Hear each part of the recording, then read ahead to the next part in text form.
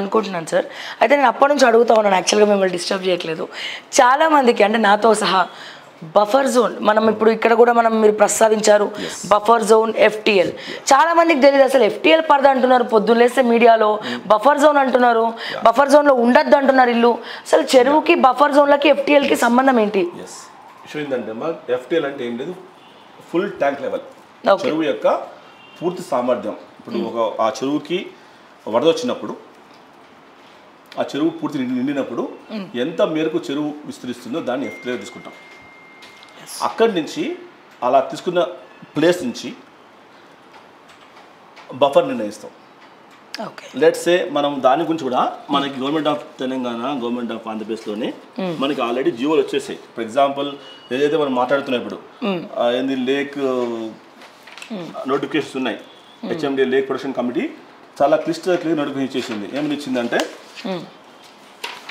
ఇది any tank, ఇప్పుడు no building, no development activity shall be allowed in the bed of water bodies like river or nala and in the full tank level of any lake, pond, cheruvu or kunta or circumlands unless that is certified by irrigation and revenue department. After the above water bodies or courses shall be maintained as a recreation, green buffer or building, no building activity will be allowed there. Second, 100 meters from the boundary of the river outside the municipal corporation, municipality, nagar panchayat limits. అంటే FTL నుంచి 100 మీటర్లు buffer పెట్టాలి. తర్వాత 50 meters for municipal corporation, municipality, nagar panchayat లిమిట్స్లో. తర్వాత the boundary of the river shall be fixed certified by the irrigation department, revenue department. ఇక్కడ ఒక సమస్య వస్తుంది. ఇక్కడ ఏమొస్తుందంటే ఈ ఫిక్సేషన్లో కొందరు ఇరిగేషన్ ఆఫీసర్లు, కొందరు రెవెన్యూ ఆఫీసర్లు చిన్న తప్పుల వల్ల ఇప్పుడు జెన్యూన్ పీపుల్ ఇబ్బంది పడుతున్నారు. ఓకే, అండ్ ఇక్కడ ఏం mark 30 meters from FTL boundary of lake, tank, కుంటాస్ of the area 10 hectares and above. 10 హెక్టార్ల కంటే విస్తీర్ణం ఉన్నటువంటి ట్యాంక్కి FTL 30 మీటర్లు పెట్టాలి. ఓకే, FTL మాత్రమే, బఫర్ కాదు. ఆ తర్వాత 9 మీటర్స్ వచ్చి లేక్ వచ్చి బిలో 10 మీటర్స్కి, 9 మీటర్స్ ఫర్ కెనాల్, వాగు, నాలా, స్టామ్ వాటర్ డ్రైన్స్కి 9 మీటర్స్ ఉండాలి. అది 10 మీటర్స్ నాలా ఉంటాయి కనుక ఇప్పుడు నాలా కట్టేశారు. నాలా మీద ఉండే 10 మీటర్స్ విడ్త్ నాలాకి 9 మీటర్ల దూరంలో నివాసాలు ఉండాలి, లేదా ఏదైనా యాక్టివిటీ ఉండాలి. అంతేగాని నాలా పక్కన ఉండకూడదు. హైదరాబాద్ సమస్య అదే. హైదరాబాద్లో it's there since quite long time. ఉమ్మడి రాష్ట్రం నుంచి కూడా అదే పరిస్థితి ఉంది. మనకి 2000 లోపల 1900 లోపల వచ్చినప్పుడు, వరద వచ్చినప్పుడు, నిజాం టైంలో వచ్చినప్పుడు విశ్వేశ్వరయ్య గారు ఇచ్చారు రోడ్ మ్యాప్. ఆ తర్వాత చంద్రబాబు నాయుడు సీఎం ఉన్నప్పుడు 2000 వరద వచ్చినప్పుడు కిర్లోస్కర్ రిపోర్ట్ ఇచ్చింది. ఆ రిపోర్ట్స్ వెరీ క్లియర్లీ సేస్ ఎక్కడ నాలా మీద ఎక్కడ కబ్జా ఉందని చెప్పింది.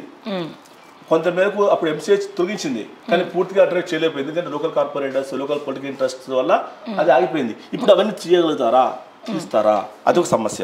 తర్వాత 2 meters from defined boundary, canal, వాగు, నాలా, storm water drain with 10 meter లోపు ఉండాలి అనుకుంటే.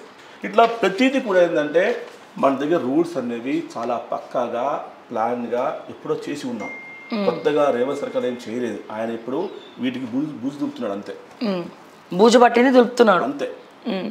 వీటిని పక్కాగా ఇంప్లిమెంట్ చేసి ఉంటే 2000లో జరిగినటువంటి కిర్లోస్కర్ రిపోర్ట్ ఇంప్లిమెంట్ చేసి ఉంటే ఆ రోజుల్లో 2000లోనే మనకి ఇప్పుడు ఈ పరిస్థితి వచ్చేది కాదు.